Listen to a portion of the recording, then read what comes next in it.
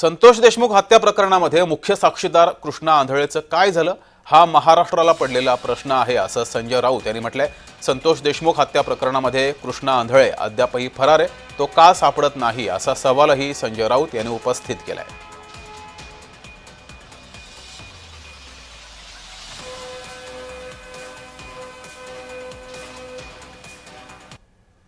50 वर्षापूर्वी सामना चित्रपट आला होता जब्बार पटेलांचा, डॉक्टर श्रीराम लागू, निळू फुले त्यात होते।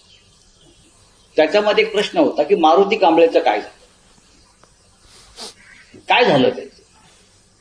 तसं महाराष्ट्राला पडलेला प्रश्न आहे की कृष्णा आंधळेचं काय झालं। मुख्य साक्षीदार आहे, त्याला कुठे गायब केलं, त्याला मारलं, त्याची हत्या झाली, काय कळू द्या ना।